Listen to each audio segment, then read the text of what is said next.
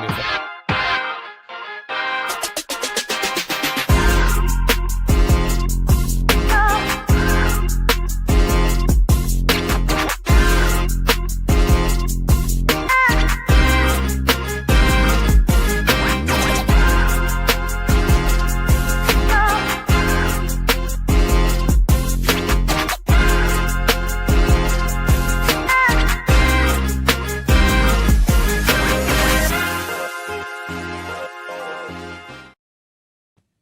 Welcome back, college baseball fans, to another episode of the College Baseball Show, special edition here.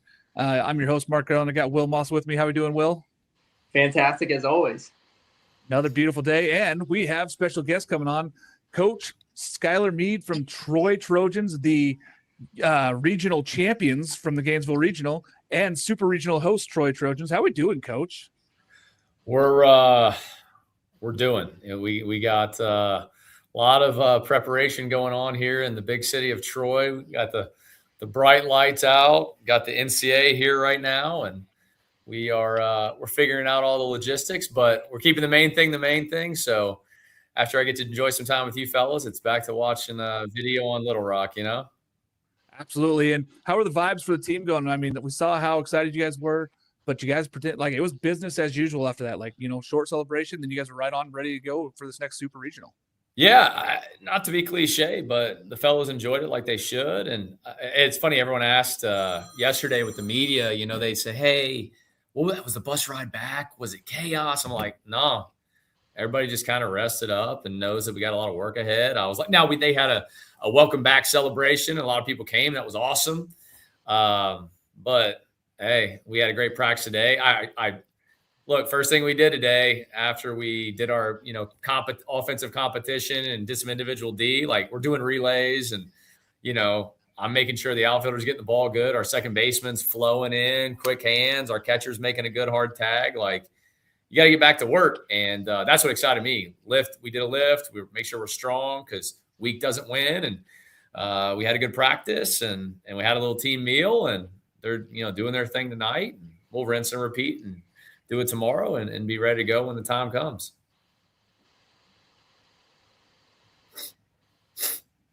Will, you got a question for Coach?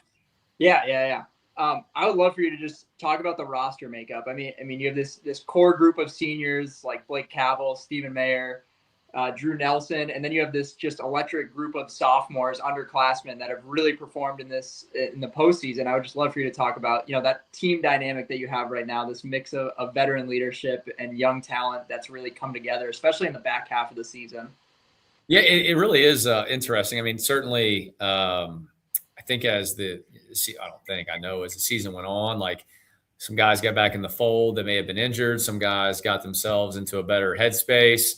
We made some changes. But, you have a Josh Pine who's the leader in the NCAA and hits and doubles, career. I mean, that's a good player to have in your program. Blake Cavell, we know what he is, and he's really performed as the second half of the season hit. Aaron Piasecki was a absolute dynamo get for us, and he's, lived up to that expectation. You mentioned Drew Nelson, Steve Meyer. Like, these guys have been – obviously, Drew new to the fold a little bit, becoming a full-time two-way guy. He's been off the charts, first team all Sun Belt. And, but then, like, you kind of, as the lineup goes and, you have a steady Eddie like a Sean Darnell, but then the Cody Markhams, look, Jimmy, Jimmy is one of the best players in the country. I mean, we announced it today that he's going to be with Team USA. And then Cody Markham and Jay Boroff, our Pike Road guys, have been killing it down there in the bottom part of the order. And it gives us an interesting mix of young and old and new to the table. And but it's funny because it's the same group that we started on opening night. It just didn't totally come together at first, and you have to go through some trials and tribulations. But I love the way our roster is constructed. We have some freshmen that play that are dynamite. We got older guys. We got new guys. We got guys that have become things in our program. So it's a good group of kids, too. I don't deal with any nonsense. That's what's kind of fun about it. I mean, the things that I get mad about are actually minuscule in the grand scheme of being a head coach. So it's an interesting group. I've told many of people this. I mean, if you watch any press conferences, this team, like, you got to kind of talk to them like football players. Like, you got to be on them. Coach Parker, our football coach here, he came down. I mean, we were with him all Monday and late into Monday night. And he was laughing. He's like, man, like, your guys, like, you talk to them like I talk to mine. I'm like, I have to. Like, it's how they respond. And one thing about us, like, we're going to do what it takes to get them to respond because, our program's built on relationships, and you guys know how it is, right? Whether it be parents, siblings, sometimes like those are the ones you have the quickest like fuse with, but it's because you love them so much. I think our guys are that way sometimes where you're like, I told a story in a presser the other day. I was getting on Josh Pine. I'm like, Pine, make that play. You're a dude. And then I said, give me a knuck. And he gave me a knuck. And it was really hard. It kind of hurt my hand. And I'm like, what the heck, man? Like, it kind of ruined my day. But I was like, hey, you know what? Like, he's intense. Like, I knew it. I was challenging him. He knucked me kind of hard, and we moved on, right? Like, and he's like one of our favorite dudes of all time. And we've only had him for a year. So, like, that's a unique thing, I think, about our culture. And I'm not saying that we're the only one in the country that's like that. There's a lot of great programs, certainly. But that's just how our guys respond. And I think the key was we figured that out as the year went on.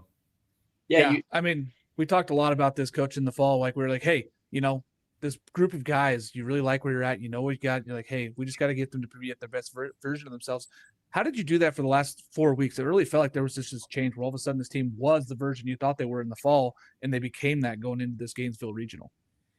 It's look, sometimes guys just, play together collectively. Sometimes you get a ride of momentum, but I'd be remiss if I didn't, tell you, I think we had a low moment. We had an App State doubleheader. App State had Kermit's done an amazing job there. And we had a 5-2 lead in the 7th in a game. And like, we start airing it up, and then pitchers weren't good. And we're up 5-2. We kind of miss fly ball, and then we mess up.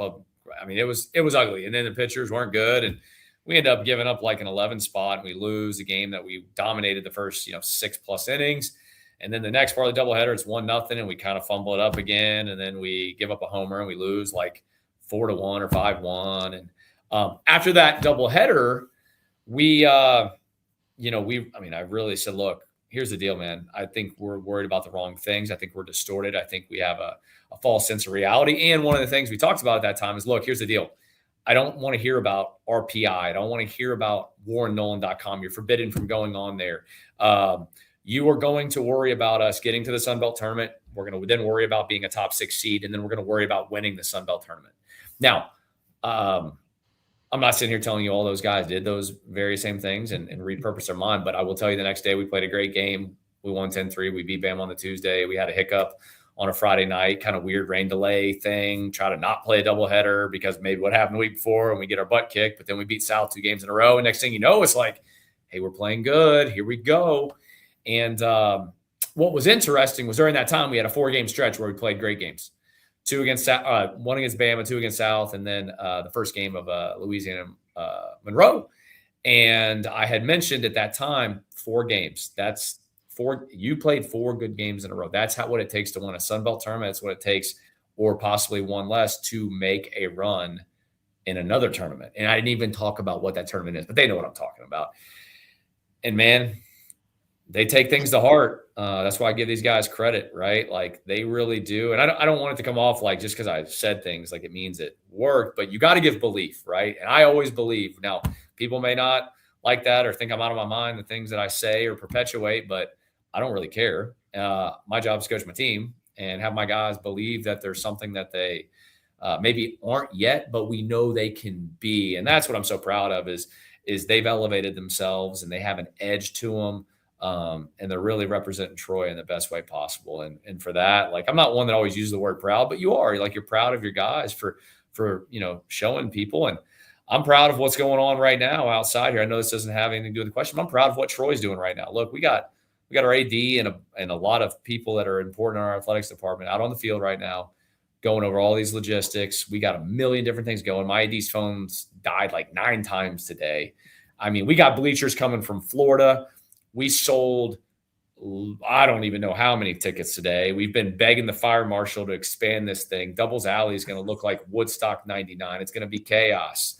It's going to be awesome, right? I might be paying off the fire marshal for more. They're going to take me out in handcuffs, all right? Like, I think they'll bail me out, but it's going to be crazy. Like, and you know what? Our guys deserve that. This has been the mission. Right when we got on the call, I kid you not, okay, my phone rang, and my apologies. I didn't realize it was on, but I had to have it on earlier. And the call I missed was our former AD, who's now at Georgia Tech. And, he was the one that hired me, and we still stay in constant touch. And my AD now, Kyle George, who's just doing an amazing job over, I guess his reign's now been 10 months. This was our vision. This was our vision. This was our mission statement. This was our belief when I got hired July 15th of 2021. And so we feel validated that we're here and we're hosting something important, but we're not content because we know that there's a lot of work.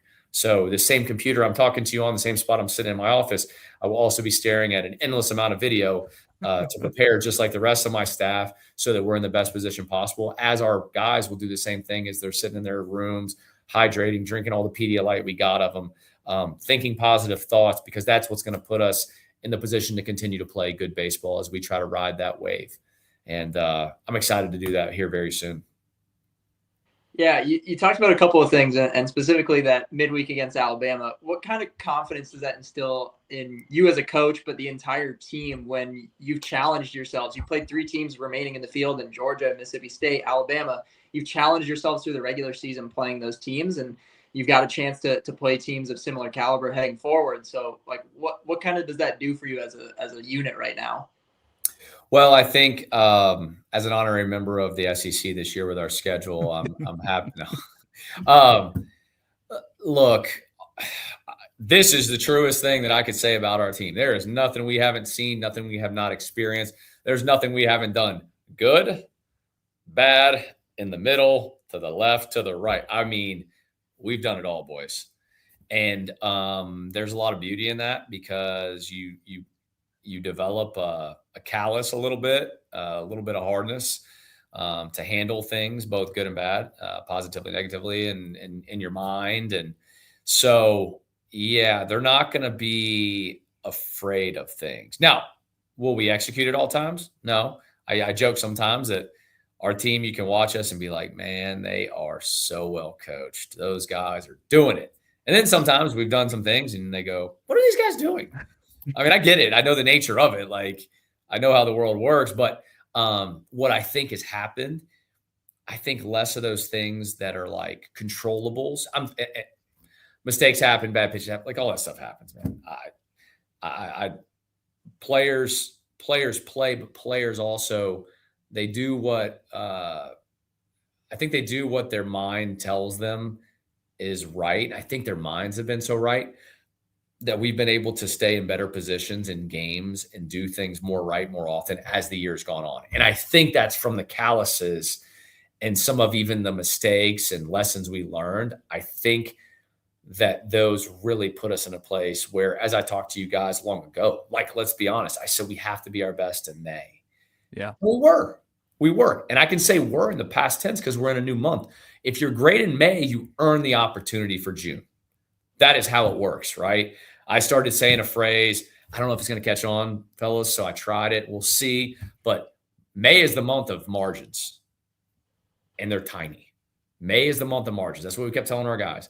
And if you can be focused enough, you can be tough enough, you can be, bravado-laden and confident enough, then those margins that are small, they can flip your way. And if they flip your way enough, you earn the opportunity for June. And that's what we earned by what we did on Sunday, beating Miami and Florida, and then obviously bounced back at the beginning of June 1st, to beat Florida again. And guess what? Now we get to play more June baseball, but we're going to have to really earn it if we want to continue to play June baseball a lot longer. Absolutely. And you got a good one coming in, Coach Curry and those Little Rock. I mean, that Trojan team's been very, very good. Coach, anything you want to share? We're running up on your 15 minutes. I want to get you out of here. You got plenty of stuff to do, but anything you want to share for these Troy fans? I know we have a longtime listener, Angela, just wanted to thank you for, all the stuff that you've done, but anything you want to share to those fans and talk to them about Troy baseball before we head into the weekend? Well, I will tell you this, Angela, I appreciate her being on there. Her son's a dude now. I mean, that guy, oh my goodness, he's been impressive and an impressive kid too. Zach has been a really good arm for us, served a variety of roles, has put us on his back at times, and he's gonna do his thing this week, and I'm excited about that. So, man, it's funny. I mean, there's a lot of things I could give and tell you guys about our team, but I think what's going to be really cool come Friday at 4:06. And I don't know if they're going to have a drone rolling over this thing. I don't know what, but this is the biggest event in the history of this town. And I call it a city, but it's a town. I mean, it is. But it's a great university. It's been around a long time. It's had a lot of important people. Dr. Hawkins, who's been here nearly 40 years. And if it is 40th year, my apologies, but like, they've really changed this place. They took it from, quote unquote, I don't mean this negative, quote unquote, smaller D2 school to Division I athletics, elevated the academic profile, enrollment, all the things that go into elevating a university. And, look, I'm a baseball coach, but I also think my job is to represent this place at the highest degree. And what I can tell you is myself and my people and our people I think that we've done that. I'm excited about that, but our kids have really done that. We've had great kids. Look, we've had now 2 guys. We've never had a player on Team USA. We have 2 guys, and Jimmy and formerly Brooks Bryan. We've had 2 Sunbelt Players of the Year in the last 3 years, Shane Lewis and Jimmy. People know what's going on in Troy, right? They just know what's going on. And I think that's really exciting. I think we have a real brand. I know that being the Pied Piper of it, sometimes, people want to ridicule you, but I don't care. We're going to believe. Believe is an important 7-letter word. It is. And we believe that in order to reach what we want to reach, we have to constantly have that edge to us, and that, I don't want to say chip on the shoulder, because I think sometimes that phrasing gets misconstrued, but man, our guys get after it, but they get after it with each other. And as I said in the post thing on Monday night, there's nothing better than celebrating with the boys. The only, if there's one negative this weekend, we're not on the bus, right? Like, but you know what I mean? I don't know. Maybe I'll have to go buy a bus and we'll go sit in it before a game so that we have that kind of us feel of it. But man, I'm very fortunate. We put in a lot of hard work. You make a lot of moves that can go one way or another. And I get it. This is a second guessing business. You know what I mean? And we've had our heartbreak in our program. Some of it fair, some of it not fair. Some people love to see you have demise. Some do actually feel bad for you, but we're where we're supposed to be. And what happens from here, I don't know. Fate will take over a little bit, but we're going to control our fate to the best of our ability. And I can't wait to have the nation see what this place looks like. But I also am excited for them to continue to see our guys absolutely compete their butts off, because these dudes are killers.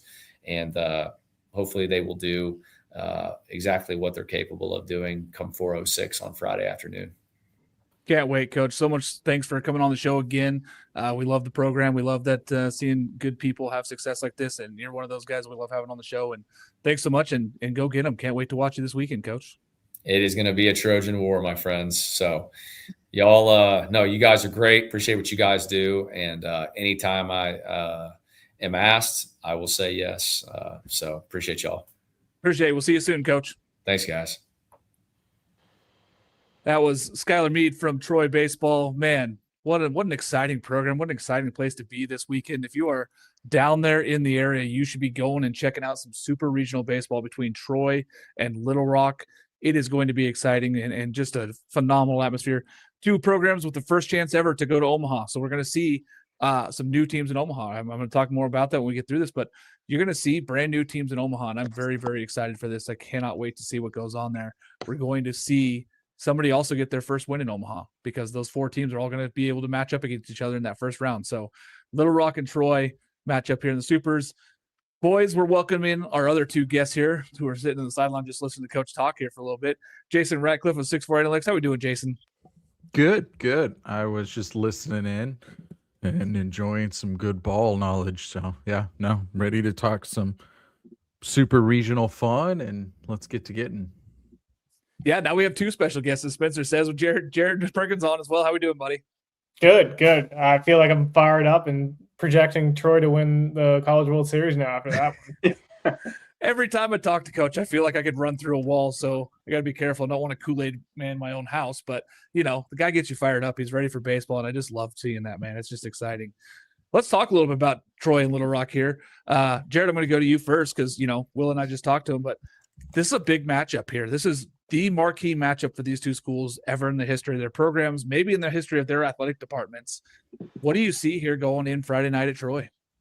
I mean, I see two of the better mid-majors in all of college baseball. In Little Rock and Troy going at it. Like, coached by two of the better coaches in all of college baseball. Like, it's going to be a fun matchup. Like Coach said, like, this is the biggest event in Troy, probably the school's history. And so I'm excited to see what these two teams can do. Troy, as we kind of talked about, had their struggles early on in the Sun Belt, but really started, like as you mentioned, Mark, during that interview, to really turn it on at the end of the season. They looked good in the Sun Belt tournament. They obviously dominated the Gainesville regional. It's just been impressive to see what this team's been able to do to kind of pull things together. And then Little Rock, on the other hand, man, like Little Rock's been just incredible. They did this last year. They almost punched their ticket to a super regional last year as well. And so they're just going to make some noise, and I think it's going to be a really, really fun 3-game series. Yeah, it's funny because we talked about it. We're like, hey, we're not that surprised that Little Rock did this. But it still is. I mean, we're going in, there's a 4 seed and going in and winning a regional at Hattiesburg. That's not easy to do, but we're not surprised because Coach Curry has done this. Like, he's shown that he has that ability. They've been right on that edge. Jason, 2 really good major teams, and both these teams loaded with talent. But what are you seeing this weekend here at Troy? Well, first off, okay, I wanted to make sure I wasn't muted. I now know that believe is a 7-letter word. I don't know about you all. It's like, I was doing some counting after he said that. I'm really excited to see the environment. I don't want to get too, I guess, into the numbers because I feel like this is just more going to be about which team shows up. Because, I mean, frankly, both of them they're both in that kind of like 50 to 100 range. I think, Little Rock was one of the better 4s, from like an RPI perspective. So it's not, they weren't like last year. Last year when they went to LSU, I think they were like in the 200s. So this year they were a lot better. I think they're just right at the edge of that 100. I mean, I think you have to like where Troy's at. One of the portal pickups he didn't mention was Tommy Egan, who's been phenomenal for them. So I like where Troy is from a number of different perspectives. But he mentioned like they're trying to see how many people that they can get into the stadium.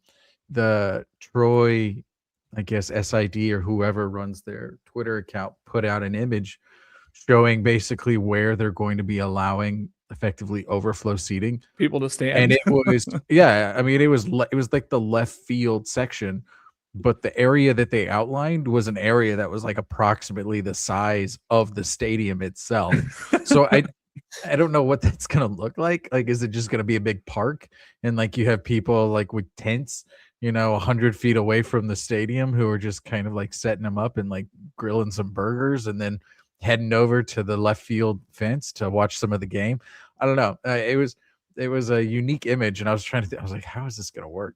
So to his point, it feels like they're trying to get max capacity for the game. And, I don't know how it's going to go. I mean, just off of like sheer numbers, it seems like Troy has a pretty good advantage.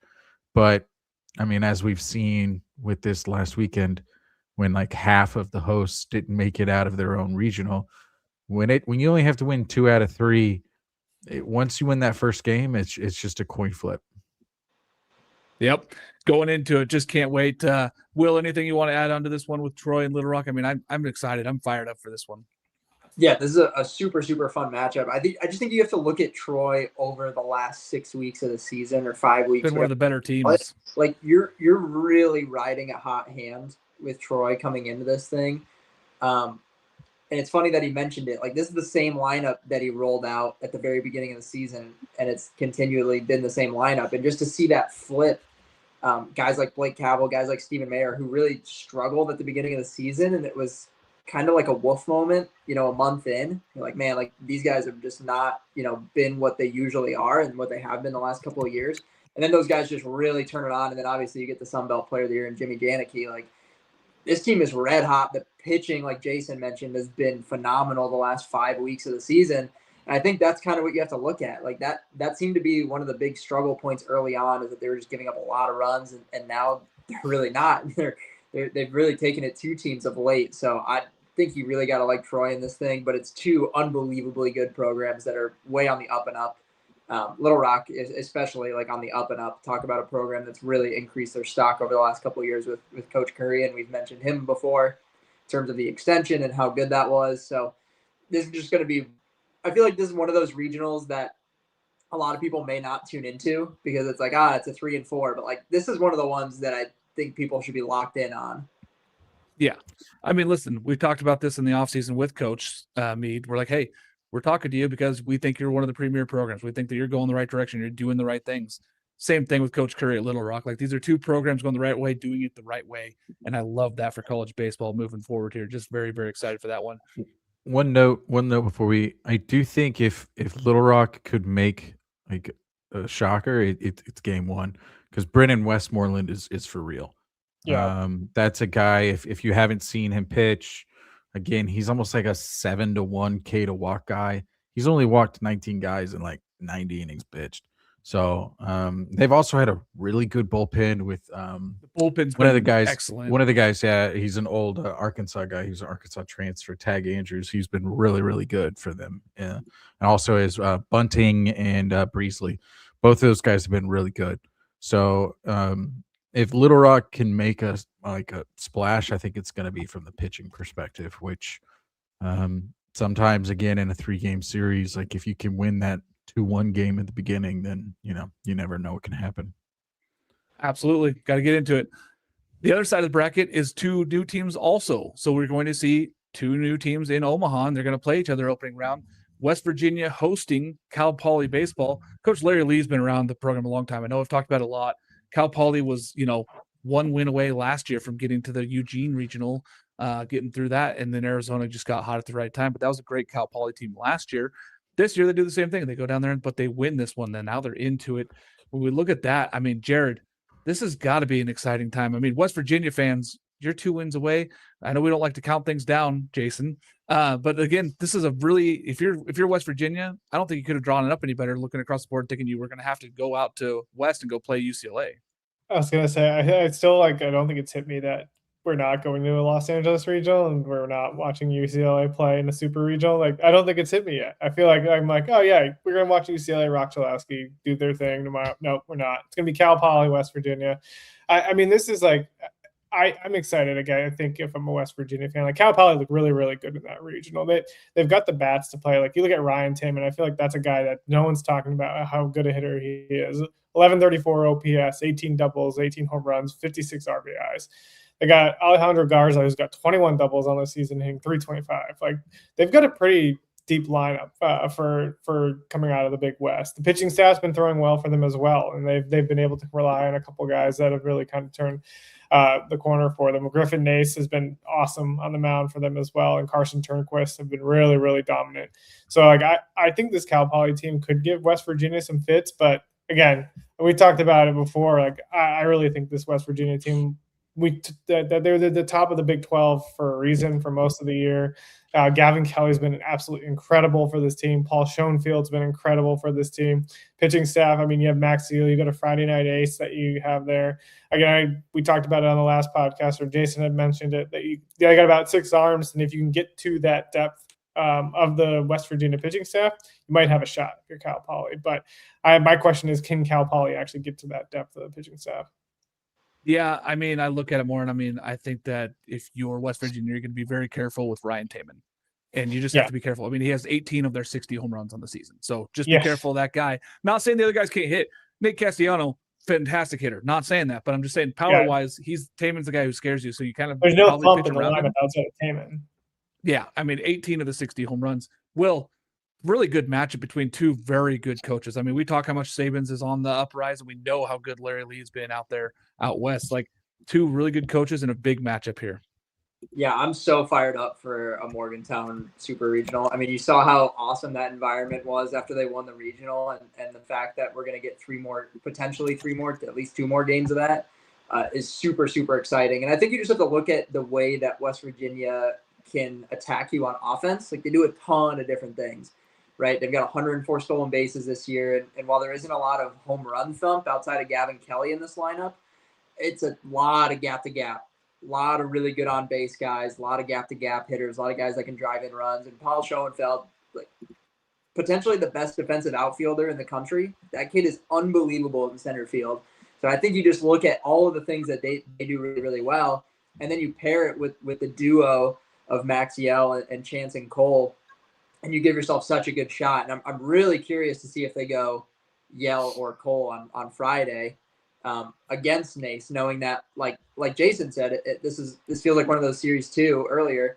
If you can take that 3-2, 3-1 game on Friday, which this very well could be with the two starting pitchers we may see, I'm very curious to see what West Virginia does from a strategy standpoint in terms of who they start. But either way, you're getting a premier matchup on Friday with the Arms, and this is just going to be such a fun matchup. I love this West Virginia team. Love what Coach Sabins is building. So I think you really got to like the Mountaineers here, especially when you're considering, the west to east coast swing. And I know a lot of people have talked about that early start time on Friday for Cal Poly, and sure, they'll be there for a couple of days prior to this. So it's not like they're flying in Thursday night, sleeping, and then getting up and playing on Friday, but that could play a factor in it. I mean, it could be one way or the other. We've seen what Cal and Stanford do in the ACC tournament when they swing to the East Coast and then play like that 6 a.m. Pacific time start game. It's something to think about. I don't think it'll play a huge factor in this. They'll be there for a handful of days, but I really like what this West Virginia team can do and all the different ways that they can put pressure on a defense and put pressure on another team.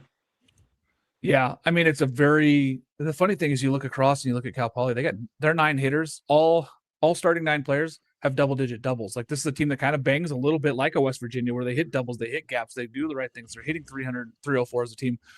Jason, outside of, an elite arm like West Virginia has in Yale, these teams are pretty well matched up, actually.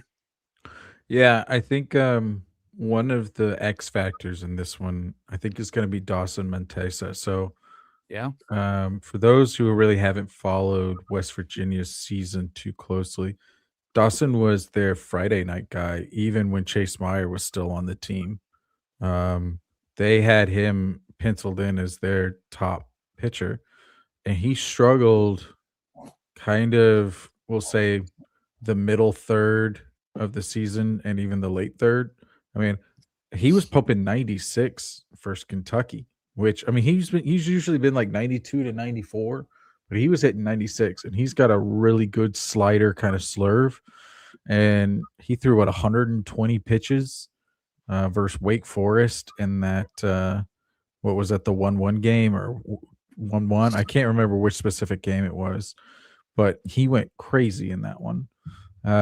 So I think that's a big plus for them, because I think at some point maybe they were trying to figure out, like, do we have 2 starters? Do we have 3 starters? I think they legitimately have 3 now, but it just kind of goes back to what we've been talking about with West Virginia. They have to stay on schedule. And I think it's to the point of, if they're down 6 in a game, I'm not saying you concede, but I'm also saying there's no way in hell I'm letting Bassinger or Corn in the game. I'm not letting my best relievers in. Yeah. Yeah. I mean, not with the thought of, like, well, if we just stop the bleeding, maybe we can come back. Like, that's not really how they're built. I mean, Guzman's going crazy, but they're just not really built for big comebacks. I know they came back versus Kentucky. Like, I recognize that. That's how they got to where they're at. But it's just not who they've been through the season. So, as you all have already said, no one predicted this super regional when the brackets came out. We might have predicted West Virginia as the one team out of these 4. Oh, yeah. I mean, Yeah. Yes. I mean, I think a lot of people probably thought that Wake Forest would be coming at it, and, like, myself included. And I'm not saying I picked Wake Forest. Just baseball. We've had Wake Is Forest. that what yeah, I mean, it's not that West Virginia isn't good. They're very good. It's like, if you get to the depth of their pitching, they become vulnerable. And especially in Auburn's head coach talked about this in the post, which honestly made no sense because Auburn has the deepest pitching staff in the country, but here nor there. But talking about like the number of like pitches a player has to throw, and Dawson Montason's a great example. He threw 122 on like a Saturday or Friday. I think it was a Friday or Saturday. And then on Monday, he then closed that game out versus Kentucky. So it's definitely a strain on arms. And I think it'll be, I mean, Cole pitched in that game, Yell pitched in that game. I mean, they basically threw their top 4 guys like over and over and over. And you kind of almost have to say, like, at what point does the tank go on empty? I think the fans will help them a lot, but I do think it's probably getting sooner rather than later. Playing at home for West Virginia is huge. I mean, we saw the crowd. We saw the video of them singing Country Road after, like, it meant a lot for West Virginia. And for Saban's, like, to have the chance to be, 2 wins away against a very good coach and Coach Lee, and having your opportunity here to punch your ticket to Omaha, though, all 4 of these teams couldn't have drawn it up any better for themselves, I don't think. I think all 4 of these teams are very excited to be in the position that they're at. So I love this. I think it's a great side of the bracket. The other side, let's go on the other side that's going to be playing on Friday. Ole Miss at Auburn. What a matchup. I mean, I know, Jason, we kind of predicted this. This was all of our picks. I think that we all had this one matched up, like we penciled this one in. Auburn had to do it the hard way. Sorry, Will, about your Milwaukee team. The Milwaukee Panthers put up a good fight, but Auburn ended up being really good. Chase Fralick has caught fire. This is 2 really good SEC teams, Jason, and really both deserving of being in Omaha. Yeah. I think this one's going to come down to Friday night. I say that Auburn just came out of the losers bracket and won 4 in a row. But I think this one's going to come down to Friday night. And I think that's why I'm giving the slight edge to Ole Miss. Because, again, I've been harping on this since the very first week of the year when they went to Texas. And they beat Texas in Austin.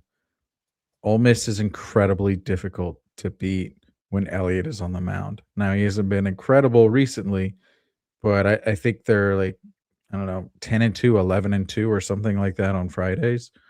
Auburn, they were just okay hitting in the regional. Honestly, like when Marciano he looked pretty good the second go around versus Milwaukee, but he also, he gave up 2-run bombs. He gave up more in like 8 innings pitch versus Milwaukee than he probably did any 8-inning pitch of any game, the whole season sequence. Yeah, the whole season. So I still love the Auburn pitching staff. We were talking about it. Like, Will, I think you said Sanders is like a magician. I can't remember the phrase you used, but I was like, I think Petrovich is my favorite of all 4 of them. The depth that they have from a starting pitching stand is pretty wild, which is why I love them in like a regional setting. But I think like in a super regional setting, I'll be interested to see what they do with Sanders, because they've kind of been pulling him on like Sundays or Saturdays. It's like that, like almost a bridge closer. Like, how early do they bring him in? Do they bring him in on a Friday? Like, let's say Marciano gives up 2 in the first 3 innings. Like, does he start to warm up? Because I think they bring in Sanders right away. Yeah, that's what I would do, because you don't want to leave that bullet just sitting there when ultimately, like, game 1 is so important in those supers. Yeah, especially because you can go to your other guys in Alvarez, and you're like, hey, we got more starting pitching coming up, like Petrovich and Alvarez. You can use them in the next game if you have to. But I think you go Sanders in that first game after Marciano, especially if Marciano struggles again early. I think you pull him early and just kind of go, hey, this happens. If we need him, we'll throw Marciano again on Sunday. Like, if we have to, if we pull him early, we'll do the same formula. We look at this one here, Jared, and it's a phenomenal matchup between these two. I am very excited for this. This is going to be, strength on strength. The Ole Miss, are they going to strike out? Are they going to hit home runs? What's going to happen here? Plainsman Park, they hosted last year for a super and lost to Coastal. It feels like they want their revenge. Yeah, my sense is, or my gut feeling is to go with Auburn here, just because Jason talked about the rotation being so good. I know Milwaukee, as we mentioned, ambushed Jake Marciano. But then again, like the pitching staff looked absolutely dominant in the second 2 games against Milwaukee. They really kind of found their own and came back to like what you expected from the Auburn pitching staff. And so, yeah, Hunter Elliott's been great on Friday nights, but 5.21 ERA on the season. If he's off at all or any little bit, I think Auburn has a chance to really capitalize on that. Again, he has 100 strikeouts in 76 innings. So, like, yes, the swing and miss stuff is absolutely legit with Elliott. Sometimes I'm wondering, like, isn't this like Elliott's 7th year? He's like 25, 26, 27 years old, it feels like at this point. But he's won a national championship. Yeah. He's a veteran. He's got a ton of veteran experience. Like, that's a guy you want going on Friday nights for your team. I think it's going to – I lean Auburn, but I agree with Jason. I feel like this is going to be so up in the air. It could be any direction. I really like this matchup. Will, really good matchup of SEC teams that we talked about a lot this season. Yeah, Jared nailed it. I mean, you looked at the Auburn pitching staff in those first 2 games of the regional, and it's 26 runs, and then all of a sudden it's Auburn again, right? It's 3, it's 1, it's 3, and the against Milwaukee it was 2 late, so it was really 1, and then you gave up 2 late in the game, kind of garbage time runs, but to see them settle back in, to see the way that Sanders threw in that final game, like that instills so much confidence in you. But you still have to look at Ole Miss, right? Like you still have Townsend going on Saturday. So it's not just like personally, I don't think this comes down to Friday. I think this is 3 games, right? And Rabe has been awesome for them, especially with the performance he had against Nebraska in the regional was spectacular. Like it's 3 really good starting pitchers against 3 really good starting pitchers. And we've seen Ole Miss capitalize, right? The biggest surprise for me was how many runs they were able to put up on Cole Carlin in the regional. So it's not like they're not capable of hitting really good pitching. We saw them do it. We saw them ambush Texas on that Friday night game in the regular season. So they can get on good pitching. So I think this is going to go 3. I'm going to go with Auburn in 3. They lost in their own super last year. They get the host again. They get a second crack at it. It feels like just the pitching depth is just too good right now. And while I do lean Ole Miss offensively in terms of firepower, I think you just have to look at a guy like Circle Chase Fralick and what he did in the regional. I think he had 6 home runs in the regional. Like that kid is just seeing beach balls right now. And that's a dude that I don't want to throw to at all. Like that's a guy you want to avoid at all costs, where it feels like Ole Miss is going to get you at times for sure. But we all know that the strikeouts are going to be there, and there's going to be opportunities to get big strikeouts in big spots. Even with guys like Furness who hit really, really well in the regional, even with guys like Becerra who can leave the yard at any point in time, like there's a lot of strikeouts to be had in that lineup. And I think I'm going to lean Auburn, but in 3 games. I really like this matchup.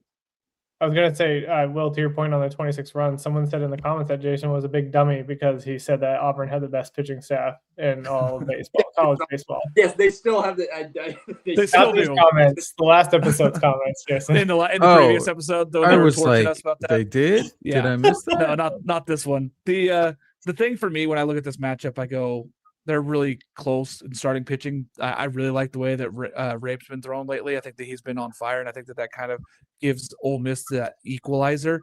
The thing I look at is the Hooks versus Sanders, and I lean towards Sanders. So that's why I think I lean towards Auburn in this one, is that I love Hooks. I think he was tremendous this year, but there was times where he got hit around a little bit, and there was times where he was missing the zone.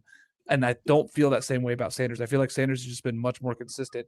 And so when I kept going through back and forth between these 2 teams, I think that's the difference maker, is what Auburn has in the bullpen and how much depth they have. So I'm going Auburn, but I think it's very close. Ole Miss played a lot of great baseball games this year, and it wouldn't surprise me if they go in here and win. But I am going Auburn. USC traveling to UNC. We already talked about how they beat Texas A&M. Govil throws twice. He gets beat by Texas State, and then he goes out there and beats A&M, and just unbelievable performance by him. Mason Edwards, elite pitching. This is elite pitching on elite pitching, right, Will? I mean, this is just an unbelievable pitching matchup. Yeah, the fact that we get Edwards and DeCaro likely in that first game is pure cinema. I cannot wait for that matchup. I think the thing you have to look at, right, and I'll eat the trash on this one because I was the first one to say USC is not coming out because they haven't really hit against plus staffs. That lineup is mashing right now. Did they face a plus staff? It's like, what the hell is going on? Like, where did this come from? It's out of nowhere, and when a team like that catches fire, on one side of the ball that they haven't really performed on, especially in the regular season. It's like, okay, this now becomes really, really scary because you still have Edwards and you still have Goebel on Friday, Saturday. So it's going to be a real test for UNC. Like it's certainly not a cakewalk, especially with the way that they're hitting right now. The X factor for me, and I tweeted about this earlier today, Gavin Gallagher. Like I talked about this last week, or I don't even losing track of how many times we recorded in the last 7 days. But on the last podcast, I talked about him being like the greatest postseason hitter ever. And I went and looked at the stats. He's hitting .551 dating back to last year's regionals in 43 at-bats. That kid is just like, he's otherworldly in the postseason. He's only got 2 games under his belt in that time span in those 10 games where he has less than 1 hit. So it's like he's guaranteed to just light it up this weekend. So that's a guy that you have circled as well. It's like the numbers don't jump off this year. I think he hit around the 270 mark in the regular season. He tears it up in the postseason. They've got some senior experience.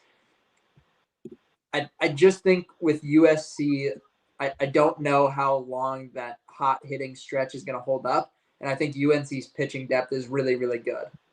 Obviously, USC has those top 2 arms. I think there's a little bit of a gap after that, and I lean UNC's bullpen. I think that's really where the bread is going to be made in this series, and I'm going to lean the Tar Heels because of that.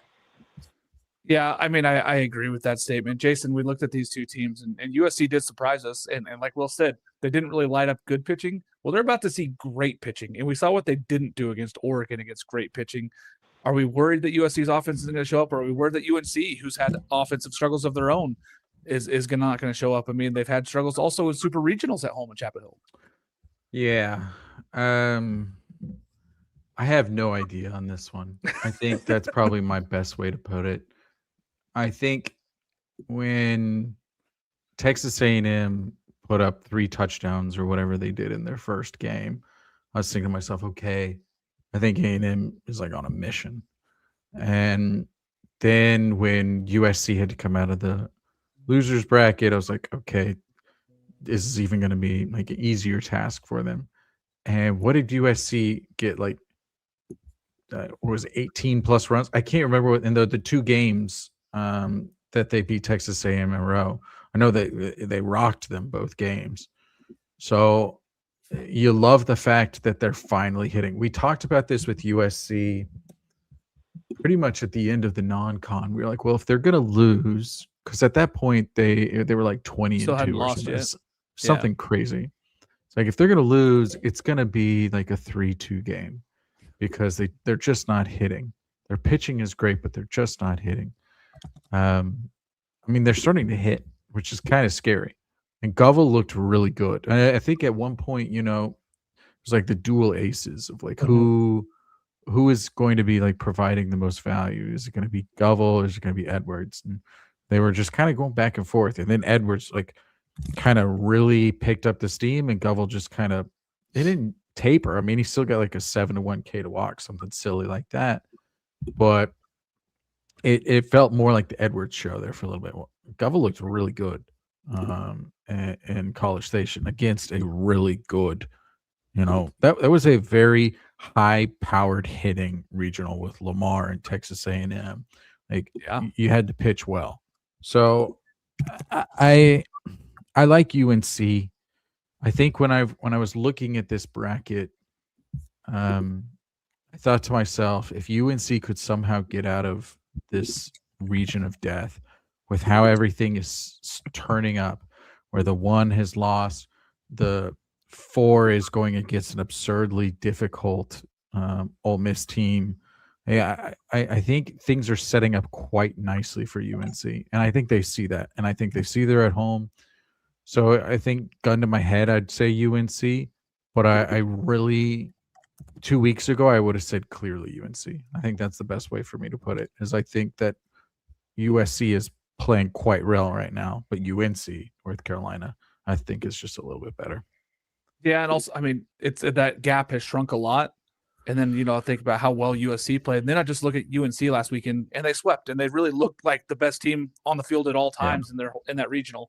Jared, 2 very, very good teams here with elite pitching.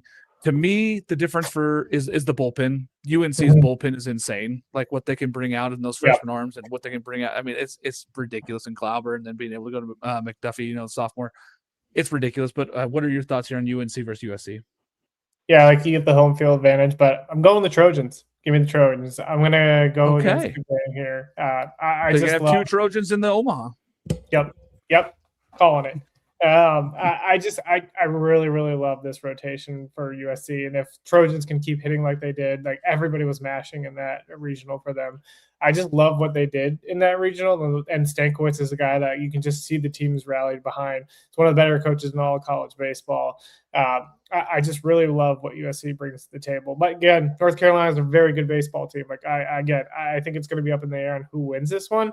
I think it could go either way, but I want to go against the grain here and pick USC because I love the Edwards-Goebel combo going on Friday, Saturday night. I know DeCaro's there, but I would take Edwards over DeCaro in most matchups. So, give me USC. Which is crazy because DeCaro may win pitcher of the year. Like that's where it comes down to is he may win pitcher of the year. And that's a matchup where two guys that are probably in the short list of guys that could win pitcher of the year are going against each other here on Friday night. Very excited for that one. On the other side of the bracket, starting on Saturday, Oklahoma and Kansas. Kansas to its first super regional in a very long time and first one ever hosting. Jason, I don't think any of us nobody had Oklahoma going through. There was a very slim percentage nationally of people that had Oklahoma going through that bracket, beating Georgia Tech, who appeared to be a wagon. Now they go into a Kansas team who also has been on our wagon list. This is a Kansas team that absolutely has been elite. They've looked the part. They didn't look back in their own regional, and they took care of business in Lawrence, and now they get another one. Yeah, I think one thing to really look at is how does game one start? Because I think Kansas is semi-playing with house money. No one predicted that they were going to be hosting at the beginning. I think everyone thought they would be good, but I think a lot of people were thinking like, okay, Fitz was Big 12 Coach of the Year last year. They lost a lot. How are they going to be able to follow that up? And then it was a struggle at the beginning. So for me, I feel like this roster is just kind of they're a loose team, and the environment was lovely versus in that regional last weekend. So I think there's going to be a lot riding at the beginning because again, like Kansas is a lot like West Virginia, not a very deep pitching staff. For Oklahoma, I think it just comes down to can you throw strikes, and they did a good job of that. No free passes. Georgia Tech, and they turned a lot of double plays. I don't know what it was in that Monday. It was like 3 or 4 double plays. It just felt like every time Georgia Tech was about to make a run, there was a double play. So the pitching really held up. You got LJ, who was really good out of the pen. Again, like what cam are you going? Honestly, do you even risk it? Do you even throw him? Honestly, yeah. I mean, because you got to 3 guys last game, so it's like, do you throw him? I still really like Rager. I think he's a great first arm. He might be the Friday night guy for me. If I'm looking, if I was choosing right now for Oklahoma, I'd be like Rager's going to throw Friday for me versus Vaguely. Like that's what I would do. I mean, yeah, they have to because look at what Dietz did against Kansas. And they're kind of the same person. Lefty, big arm, big lefties. So, and not only that, but I mean, I had them as pitching off with him. I think he's their best pitcher. So I think they have to go him, and then I think you like the way LJ looked out of the pen, and then I think you just piece it together. I think both teams are gonna be shooting for the moon game one. I hate to keep playing that card, but it feels like game one for a lot of these matchups that we've talked about. Maybe sans Ole Miss, Auburn, because Ole Miss, has Rapp, has Townsend, Auburn has Petrovich, has Sanders, has all these guys. Like they can win a 2-game stint with a Oregon, Texas. I'd throw in that same. I think that those are the other 2 teams that could go through for that one because we hadn't got to. Sorry, I was just talking about the ones we got. No, you're good. But I mean, for me, I don't know. I think I like Kansas in this, just because I think they're riding house money. Will, you're shaking your That's just head. my best way to put it.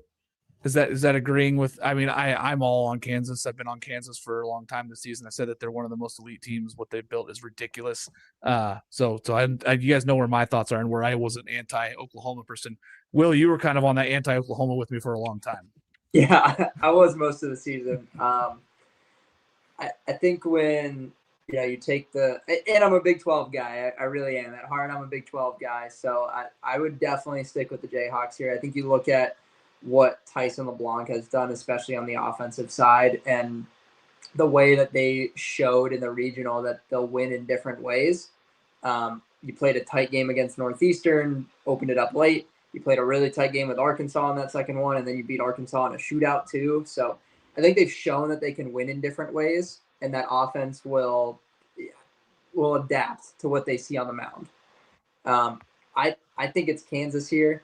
I think the bullpen for them has been better. I agree. I don't think there's like a crazy amount of depth. I think that's the concerning piece, but they've got a good closer. They've got Bagley who has been really good of late. So I just think you look at what they've been doing of late, and I know Oklahoma is riding the hot hand. And it's not necessarily fair for me to say, like, look at Oklahoma's body of work, but look at what Kansas has done in the last 3 weeks. But yeah, that is kind of how I evaluate this. And I really like Kansas to come out of this thing. Again, I just love what Fitz has done. I think they have had a similar season, kind of like what we talked about with Troy. Like, this is a team in Kansas that we talked about early in the season of, like, holy cow, what happened? And then the second half of the year was like flip-flop entirely. Everybody caught fire. And just the way that they played the second half of the season, you win the Big 12, you run through the Big 12 tournament. Like, this team in the postseason and in the back half of the year has been so unbelievably good. And to Jason's point, like, I think you're playing with house money a little bit. Don't think they were thinking that they were getting a Lawrence Super Regional, let alone, like, everybody was kind of picking Arkansas to come out of this thing, and because they were kind of, host number 50, they were like host 17 essentially. So they got a tough draw. They found their way out of it. I like Kansas to come out of this thing. I like that, and I think those are all valid points. I definitely think that way. Jared, are you playing devil's advocate, or are you going to go with Kansas as well as the rest of us? Well, I just wanted to mention on Will's point, he talked about like hosting a Super. Wasn't it Dan Fitzgerald in the presser who was like actively rooting for Oklahoma in his press conference? He was like, hope they win. I mean, hey, hope they win. Yeah, why not? You have to. Why not? You don't want to have to travel to Atlanta and face that lineup. Yeah. I'm sorry. Like, Von Lackey, Drew Burris, like Curse, like nobody wants to. If I play can avoid that, I'm going to avoid that as much as possible. Yeah. And I mean, like, you couldn't draw it any better for Kansas, and it's like you don't expect the 15 and 16 host regional seeds to be hosting a super regional. You just don't. Back years. Yeah. Guess we should start thinking of it. Yeah, apparently. But yeah, I mean, like, Will kind of hit it on the head about this Kansas team, right? They've just gotten hot. They got hot, like, not just late, kind of mid-season. Like, the beginning of the season, we were questioning whether they were even going to finish near the top of the Big 12. Tyson LeBlanc's been absolutely incredible for this team. They've got a healthy Brady Ballinger, who I think is going to kind of be an X factor in this super regional. What his production is for this lineup, I think that's going to be kind of the turner. But they've been doing it without him all year. Like, I don't even know how to spell his last name. Yeah, he's been incredible for them throughout the playoffs. Like, they've just had guys who've stepped up and produced with not having Brady Ballinger, who's supposed to be the star of this team. So love what the pitching staff's done. We've talked about Dominic Bagley kind of turning into that ace that they needed. The rest of the guys have really stepped up after really struggling at the beginning of the year, and it's been awesome to see. And so, yeah, I think I'm in on Kansas. Again, Oklahoma's pitching staff has been too worrisome for me. Cord has been great down the stretch here, but Mercurius and Cam Johnson have kind of been iffy. Mercurius pitched pretty well this regional, but I don't know if I trust the Oklahoma offense. LJ did. LJ, they both did. They both threw pretty good. I think, Xavier just threw only a few innings. Yeah. I think that it's really going to come down to the offense, and I think that it's Kansas. I mean, I think Oklahoma was an aberration last weekend, where that was kind of a surprise, but also we kind of talked about how we thought Georgia Tech's pitching staff wasn't elite level. And then it kind of got exposed a little bit late there, and that Oklahoma team kind of took advantage. So Number 3, Georgia, and 14, Mississippi State, another SEC matchup. Will, I'm going to you first about this because we've had our talks about Georgia all season long, and I've said it, you've said it, we all think that this could be the number 1 team. Well, they're the best team left by ranking. This is a very good Georgia team, a brutal matchup with Mississippi State. I had both these teams picked to go to Omaha, and now they're playing each other. Yeah, this feels, in my opinion, the most even matchup. We talked about it all regular season. Like, these feel like the 2 deepest teams in the entire country on both sides of the ball. And they've shown it week in and week out. Now, the difference has been there's been weekends where when Mississippi State comes to the Yard, it's like, this doesn't look like the same team we saw last weekend. Like, they just had this weird flip-flopping, back and forth, hot, cold kind of season. Whereas Georgia has been really steady. You win 20-plus games in the SEC. You win the conference. You win the conference tournament. I mean, that certified wagon is Georgia. And when you kind of look at it, and I know, I'm gonna get on my narrative horse again, even though it has nothing to do with the stats. It has nothing to do with the numbers. The 1 and 2 seeds are out. I'd put a pretty good wager that the 3 seed is going to continue to roll. So I really like Georgia in this thing. I think when you look at, Volchko, you look at Scott, you look at Aoki, I said this on the last pod, like, I actually kind of lean Mississippi State in terms of the consistency of the starters. Like, it seems like at times Georgia's starters have been prone to being hit, but Mississippi State at times has just like failed to show up. And I think that's going to be a good, a really good a plus for Georgia in that world. So I like the dogs here, the dogs of Georgia, not the dogs of Mississippi State. But they're both dogs. Yeah. Yeah. We've got 2 Trojans playing each other. We got 2 dogs playing each other. I like Georgia a lot, though. Like, I just think, what Wes has done this year at the helm, is just going to continue to roll. This is an Omaha team. This is a legit national contender. We've said it all season long. There's a reason that we had this team at, 2, like, a lot of the season. This is just a ridiculously good lineup, a ridiculously good pitching staff, very, very deep. Again, I like Mississippi State, what they have on the starting pitching side, but give me Georgia. Yeah, to me, I mean, Georgia won the SEC with 2 weeks left. Like, they won the SEC outright with 2 weeks left in the season. I really like this Georgia team. I think that they're just a complete package. Georgia and Mississippi State, tremendous matchup, though, Jared. Yeah, I mean, so it's kind of hard because, like, Georgia went down to Mississippi State during the regular season and kind of boat raced Mississippi State in their own park. And so I don't know. I really like this Georgia team. We've talked about it from multiple podcasts, the depth on both the pitching side and the hitting side. It feels like no matter who gets hurt, you got somebody who's going to replace them. But I feel like the same's kind of for Mississippi State in some sense, right? Like, you had James Nunnally, who really didn't kind of show up, and he's expected to play a huge role in this. And then, like, Vitus Valinkas steps up, and all these other guys come into the lineup and produce. Like, Drew Wires has been great off the bench for them.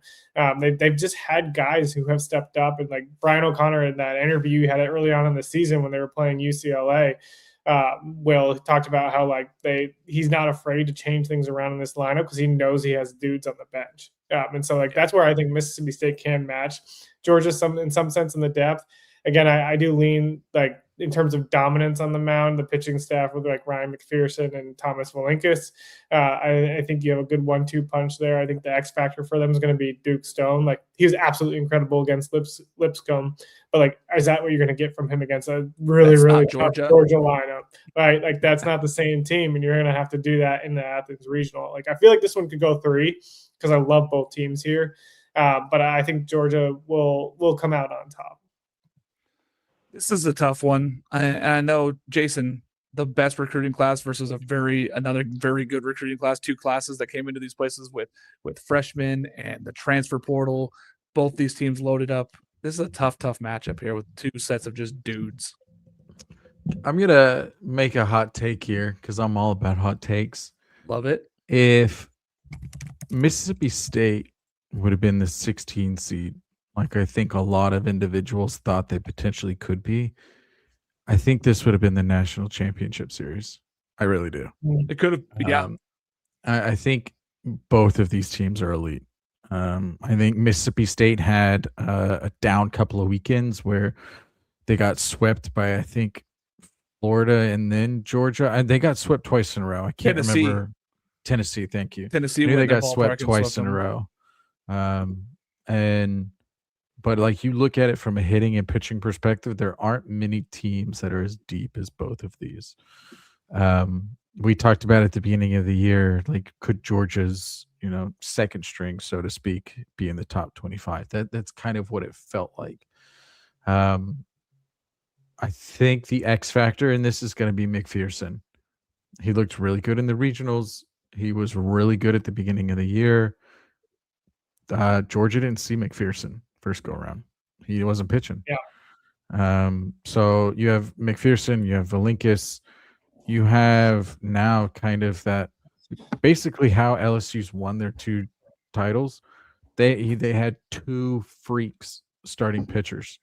And then now Mississippi State has that. And I think, again, this could be a team that if they can get past Georgia, they'll be set up quite nicely because now they don't have to go against Georgia Tech. So I think it's unfortunate that you're seeing both of these teams in the supers, and I think everyone would have predicted this would happen when we saw the draw. But I think this is going to be, if you're an MLB scout, this is the regional you're going to. Yeah, this is a high rated one. I mean, this is a really good one for me. If I look at next year's draft, I'm going to this next series between Oregon and Texas. These are elite arms going in Austin. I mean, the Austin Super Regional, but you're talking about Will Sanford's going to be a top first-round pick, and you're talking about Volantis, another top first-round pick in the 27th draft. You got some really good arms that are going to be facing each other here on Saturday. Oregon travels down to Austin. This is a really tough one. And Jason, I'm going to let you go first here on this one because I think that the matchup between starting pitching is a lot closer than people think. I think that Volantis obviously has the edge over whoever he goes up against, whether it ends up being Cal Scolari or if it ends up being Will Sanford. But I like Scolari and I like Gastola coming for the Ducks as the third guy. Like they have elite pitching to match up with Ruger and Harrison between those two. Yeah. It's going to be really hard to beat Texas on Friday with Volantis. Saturday. Oh, will it be Saturday? Sorry. I hate how this side of the bracket starts on Saturday. Sorry. I hate how they do that. No, I know. I got you. Because those teams are screwed because they get one day less of whatever off the soapbox. I think Oregon can. I just think they're going to have to mash. It's a big park. It's one of the bigger parks in the SEC. Peck is playing out of his mind. Yeah. You still have Tenney who's playing out of his mind. Robbins has basically been the third musketeer in the Three Musketeers, which is crazy because at the beginning of the year he was on pace for, the Golden Spikes Award. For me, I'd go Harrison game 2. I think I've just seen enough of Ruger kind of struggling a little bit to where I'd rather him go game 3 or maybe be a long reliever in game 2 if need. I don't honestly. I don't know what you do, especially given the fact that you're probably going to be 1-0 with Volantis. I'll be interested to see what Oregon does. Do they go Scolari game 1? I don't think you pitch off. Do you hold your best pitcher because you're going up against a freak out there, or do you just pitch your best? Something tells me Waz is going to be screw it, we're pitching our best, and I think you have to. I think that they go Sanford on Saturday. Yeah, I think they go I think they go their best. I think they go Stanford. But I mean, Scolari's looks so good. He's been good. He's been great. He's got the better ERA of the two too. Not that ERA. Yeah. ERA worst stat in baseball, Jared. But high fielding percentage. Starting pitchers wins are the worst stat for me in all of baseball. But continue. Sorry. Yeah, no, I get it. Will's got 9 of those. All right, he's got 9 wins compared to Cal's 5. So the starting pitcher wins don't matter to me. Team wins if your team wins when you're pitching, that matters more. Sorry, it's starting pitcher is all about whip. We can just in there basically don't let people on base. That's it. So I don't know. I like Texas in this one. I'm going to stop, kind of beating around the bush. I like Texas in this one. Yeah. To me, they're built very similarly, Will. Like, these are two teams that are built very close to each other outside of what you get from Tenney and Robbins, right? Like, they're very two talented teams. You have a tremendous freshman in Laya and Jaxka. That's it's just you do pack. Like, there's some really close similarities between these two teams. Yeah, definitely.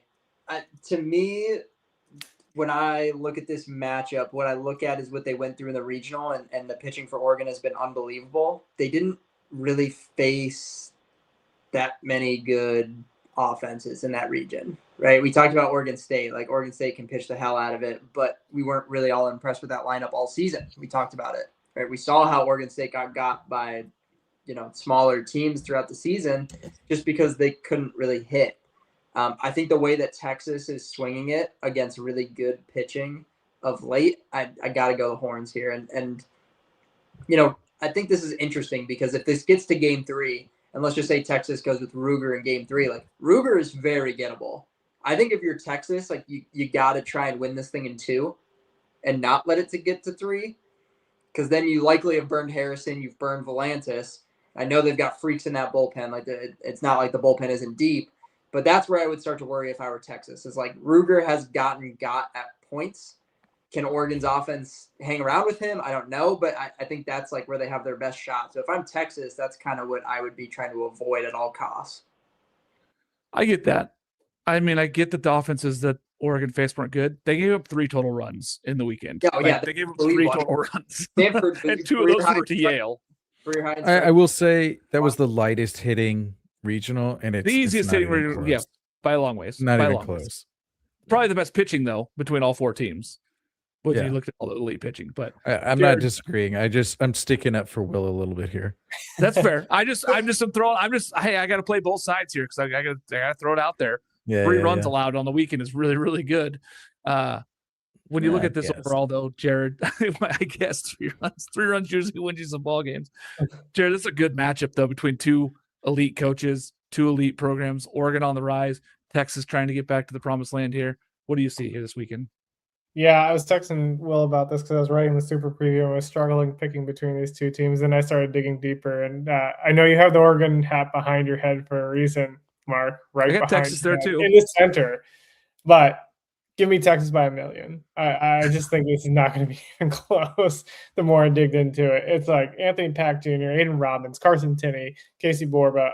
I just think this lineup's going to absolutely mash, and I think Scolari and Sanford might struggle with this lineup overall. And then you have Dylan Volantis going on Friday night. I'm taking Texas all the way. And it's going to get clipped by Oregon when they win the series and they go to Omaha. I'm taking Oregon. I'm taking Oregon in 3, and I'll see Waz in Omaha. So as much as I think that Texas, I've seen enough out of Texas. I've seen their struggles. I've seen their inability to show up to big games sometimes. I've seen that from their whole team. Now I'm going to get clipped probably by Texas, but I think that Oregon wins this one in 3 here. Very excited for this weekend. Last matchup, St. John's Red Storm taking on Alabama in Tuscaloosa. Jared, I'm going to let you start with this one. We've had Coach on earlier this season. He said, hey, if we host, that's a big step. Well, how do we get to a super? How do we advance? How do we just keep advancing every weekend? They finally, the last few weeks, have actually looked like the Alabama team that could go make a run to Omaha. Yeah, I mean, I want to count this St. John's team out, but the fact that they went and beat Florida State twice, and I get that it's a Florida State missing Miles Bailey, but you had to beat Wes Mendez and Trey Beard. I don't know if they Trey Beard probably won game 2, so they had to beat Wes Mendez and Bryson Moore maybe. But Beard came out of the bullpen in game 4. Yeah, and so they still figured out a way to beat this team. So Alabama's pitching staff, I would say, is probably not at the same level as Florida State's, but I do like Zane Adams and Tyler Fay, and that's a really good 1-2 punch to have. And Miles Upchurch has been fantastic as a freshman. I think he's got a candidacy for freshman of the year, at least on the mound. And so, like, this pitching staff is very good for Alabama. And so I don't want to count St. John's out fully, but I do think Alabama's taking their way, making their way to Omaha here. Yeah, I like Rob Vaughn's team here in Alabama, and I think that they get there. Jason, our SEC guy, talking about him all season, this team has been the one that's confused you the most. So if Mike sees this, I apologize. But I feel like if there's going to be one big upset this weekend, it's going to be this one. Mhm. Hear me out. There have been stints where Alabama's offense they're hitting just disappears, straight disappears. And I think it's kind of one of those settings that you're expected to win. Like, I think everyone's kind of looking around and being like, well, we got a 4. Like, we're going to play a 4. Like, this is great. Like, do we pitch off? Like, I think that it's kind of like this thought process of you're expected to win. And you just talked about it. Like, if we can just host, like, we can make it. And I think they clearly have the talent, and they clearly have the pitching talent. But I think if there's a big upset, so to speak, for me in the supers, it's going to be this one. I don't know if I could fully go ahead and like say, give me the Johnnies. I don't know if I could do that, but let me put it this way: I would be surprised if Bama went 2-0. That'd be the best way for me to put it. I think Faye is incredible, and I think Faye can win them Friday. But to your point, Jared, like they went up against, 3 of the best aces in the country on one team and went 3-0. So you have to like where they're at. They've got an ace themselves in Liam O'Leary. Like that guy's been absolutely dominant for them. Friday night matchup is going to be better than people think. It's going to be Saturday night matchup is going to be better than people think down there in Tuscaloosa. Will, which way are you leaning on this one? I'm hard Alabama. I think that Rob Vaughn has just got this team going the right direction, especially after last year's postseason struggles. I think that they just cruise through this one, but maybe that's just me. What Jason couldn't say, I would say with conviction. Give me the Johnnies. It's time. Like one of these low seeds is gonna get through, and it's gonna be this one. I think Bama is the most inconsistent of the higher seeded teams remaining. They've shown that every once in a while they can get got. I know I've kind of, I've said before, like Justin LeBron takes advantage of, pitching staffs that he's really just better than. I think this pitching staff is a lot better than what people give it credit for. The bullpen has been really good for them. They've got multiple guys with a good chunk of saves that have, a pretty small ERA given the body of work. We've seen, teams from this conference perform at times. So like, I think I just, Jason said it. If there's one big upset that happens, it's this one. Like I think people are circling Little Rock. I think USC and Ole Miss are going to be popular ones. I feel like everyone's just pushing Alabama through. Give me the Johnnies in this one. I think we're just going to get. Proud of you. I'm proud of you, Will. Has been so crazy so far. This is the one. Like it's not just going to be all chalk. Like one of these is going to happen, and I think that's why I feel like it levels out. I honestly, I feel that way. Like if you have a crazy regional, then the supers kind of level back out. To me, I mean, I get what you're saying, Will. I think that they're one of those teams that's on there, but I love that you're picking. I love that you're picking the Red Storm here. I'm going Alabama there. Great super regionals, one of the best. Like as far as we had a tremendous regional, people need to check out these supers. This is 16 really good teams, a lot of fun matchups here. 4 teams with the chance to go to Omaha for the first time. 2 of them guaranteed will be in Omaha for the first time. Very excited for that. I don't know if St. John's been either, so maybe 5 teams for the first time ever getting to Omaha. So very, very excited. I know St. John's hasn't been in a postseason since 1972, so good on them. Big one there. Very excited for this whole matchup. Toughest super regional.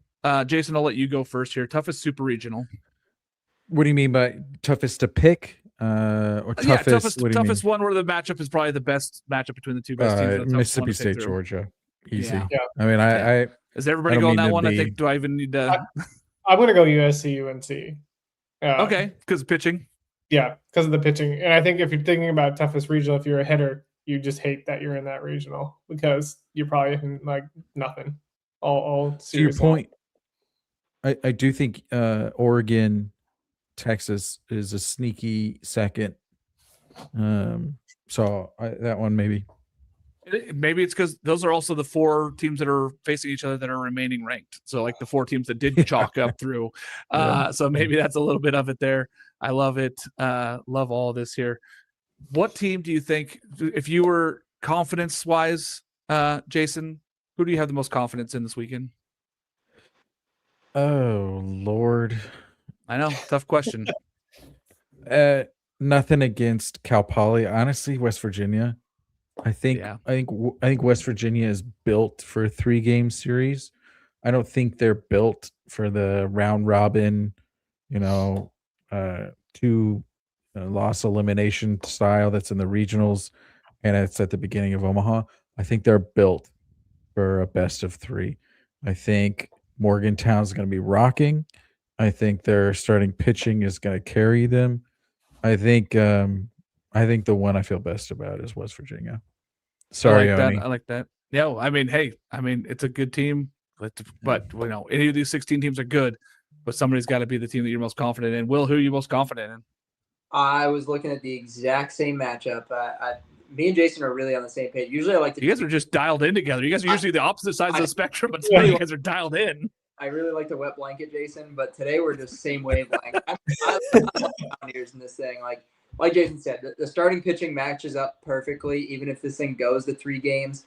I just think the versatility on offense that they have, the Morgantown advantage, like this team over the last 3 seasons or 2 seasons has been just unbelievable at home. I think you have to take that into account when you're talking about a team traveling all the way across the country, basically tip to tip.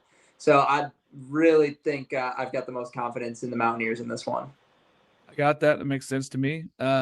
Jared, most confidence in the team? I'm going to be different just because I was going to go with West Virginia too. But I'm going to go West Virginia. Oh God, I'm not going West Virginia, so you don't have to worry about that, West Virginia fans. I know I have your sick yellow Mountaineers hat over my shoulder. Cal Poly, I'm not picking you guys. We are 1 hour and 20 minutes in for your video. 1 hour and 20 minutes. I'm going to go with Kansas.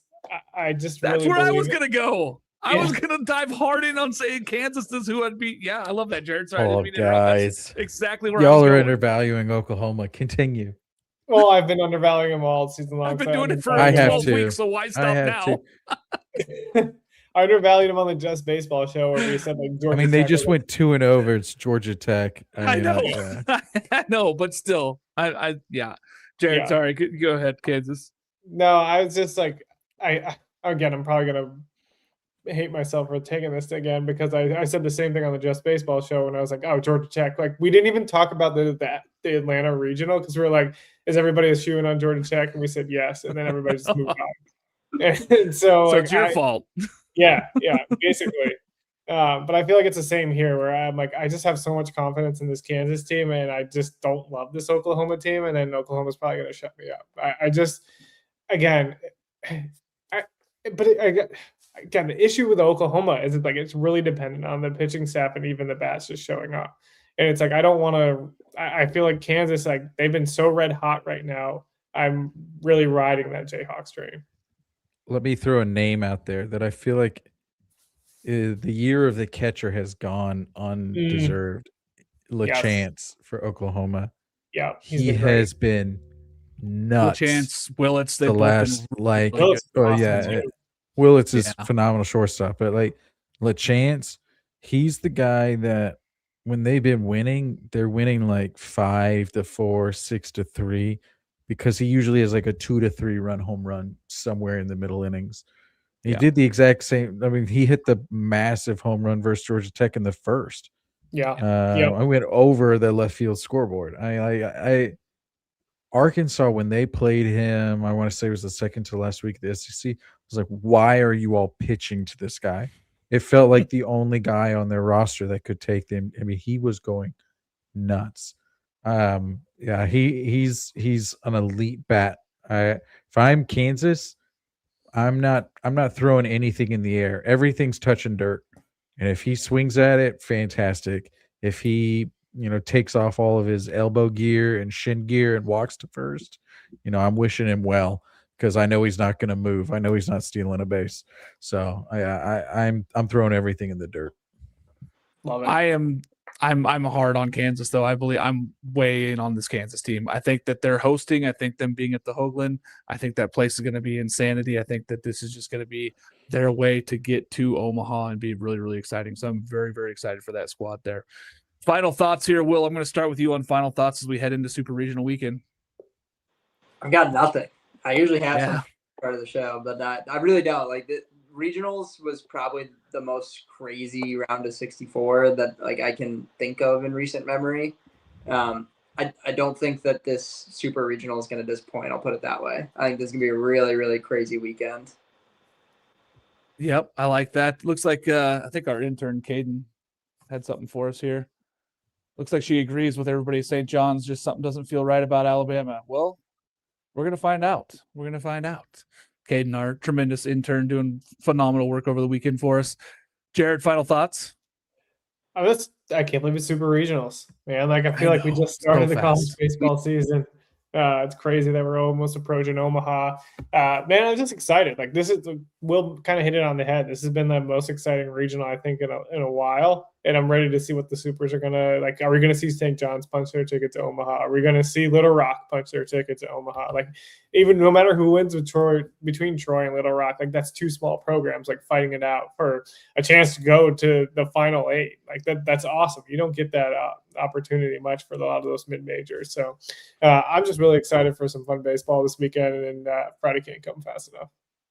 Can't wait. I mean, it's going to be just phenomenal. Jason, any final thoughts here as you get to see me in like 7 days? I know. Get ready. We're gonna be roommates. Here's my random. I think all 8 teams that win on Friday will win the regional or win the super regional. I think this is a year where there's not a ton of depth pitching wise on a lot of teams, besides pretty much the Mississippi State Georgia series. I think Auburn clearly has a lot of depth and they'll be able to come back from it, but I don't think they'll need to. But that's going to be my hot take, is I think it's going to be 8-0 for the teams that went on Friday, because it just feels like how all of the teams are built this year. So teams that win game 1 Friday or Saturday are going to be 8-0. I like that, Jason. I like that pick there. First game, whoever wins the first one is in. Listen, I'm just so excited, and I want to say thanks again to Coach Skylar Mead coming on, taking the time with everything going on at Troy, coming on and coming and talking to us on the program, and just so excited for him, talking to him in the preseason, getting him on here and being able to talk about his Troy Trojans, and the fact that there's 3 D1 teams called the Trojans in the country, and they're in the final 16 teams is also pretty cool. 3 out of 309. Pretty cool that those 3 teams are in the super regionals. Thanks for joining us, folks. Cannot wait. We'll join you guys again Saturday morning to recap everything that happened on Friday night for those 4 games, and then we'll talk about everything that happened on Saturday. Very excited. See you guys soon.